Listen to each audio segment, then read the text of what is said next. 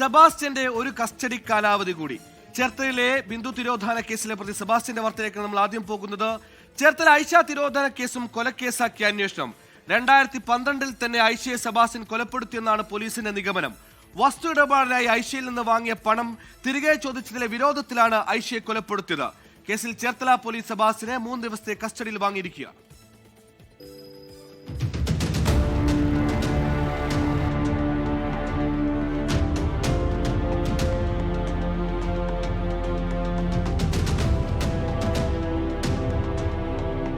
ദുരൂഹതയുടെ ഹിമാലയമാണ് ചേർത്തല സ്വദേശി സെബാസ്റ്റ്യൻ. കോട്ടയം സ്വദേശി ജൈനമ്മ കൊല്ലപ്പെട്ട കേസിൽ കുടുങ്ങിയ നരാധമനിൽ നിന്ന് 2007 കാണാതായ ബിന്ദുവിന്റെയും 2012 കാണാതായ ഐഷയുടെയും തിരോധാനത്തിന്റെ ചുരുളഴിയുകയാണ്. ഇരുവരെയും കൊലപ്പെടുത്തിയെന്നാണ് പോലീസ് നിഗമനം. 2 തിരോധാന കേസുകളും കൊലക്കേസാക്കി മാറ്റിയാണ് പോലീസിന്റെ അന്വേഷണം. ഏറ്റവും ഒടുവിൽ ഐഷ കേസും കൊലപാതക കേസായിരിക്കുകയാണ്. പ്രതിയായ സെബാസ്റ്റ്യനെ ചേർത്തല പോലീസ് കസ്റ്റഡിയിൽ വാങ്ങി. 2007 മുതൽ തുടങ്ങിയ തന്റെ കൊലപാതക പരമ്പര പുറത്താകുന്നത് 2024 മാത്രം. അതായത് ആദ്യ 2 കൊലപാതകങ്ങളും കഴിഞ്ഞ് 13 വർഷങ്ങൾക്ക് ശേഷം.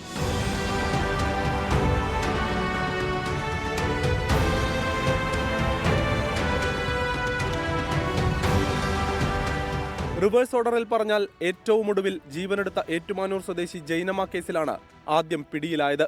ജൈനമ്മയിൽ നിന്ന് സ്വന്തമാക്കിയ സ്വർണവും പണവും കൈക്കലാക്കി അത് തിരിച്ചു ചോദിച്ചതോടെയാണ് കൊലപാതകം. അന്വേഷണം വഴിതിരിച്ചത് കൊടും ക്രിമിനലായ സെബാസ്റ്റ്യന് സംഭവിച്ച ചെറിയൊരു പിഴവ്. ജൈനമ്മയുടെ ഫോൺ വിൽക്കാൻ ശ്രമിച്ചതോടെയാണ് ടവർ ലൊക്കേഷൻ കേന്ദ്രീകരിച്ചുള്ള അന്വേഷണം സെബാസ്റ്റ്യനിലേക്ക് എത്തിയത്. പിന്നീട് ഈ കേസുമായി ബന്ധപ്പെട്ട് സെബാസ്റ്റ്യന്റെ വീട് പരിശോധിച്ച അന്വേഷണ സംഘം അക്ഷരാർത്ഥത്തിൽ ഞെട്ടി. വീട്ടിൽ കത്തിച്ച നിലയിൽ അസ്ഥികൾ. പക്ഷേ DNA ഫലം പരിശോധിച്ചപ്പോൾ അത് ജൈനമ്മയുടേതല്ല എന്ന് മനസ്സിലായി. ക്ലിപ്പിട്ട നിലയിൽ കണ്ടെത്തിയ പല്ലാണ് സെബാസ്റ്റ്യന്റെ സുഹൃത്തായ ഐഷയുടെ തിരോധാനത്തിന്റെ ചുരുളഴിച്ചത്. ഐഷയും സെബാസ്റ്റ്യനും സുഹൃത്തുക്കളായിരുന്നു. പഞ്ചായത്ത് ഉദ്യോഗസ്ഥയായിരുന്ന ഐഷയുടെ കൈവശമുള്ള പണവും സ്വർണവും വസ്തു ഇടനിലക്കാരനായ സെബാസ്റ്റ്യൻ കച്ചവടത്തിനായി വാങ്ങിയിരുന്നു. ഇത് തിരിച്ചു ചോദിച്ചതിലെ വൈരാഗ്യമാണ് കൊലപാതകത്തിലേക്ക് നയിച്ചതെന്നാണ് പോലീസ് നിഗമനം.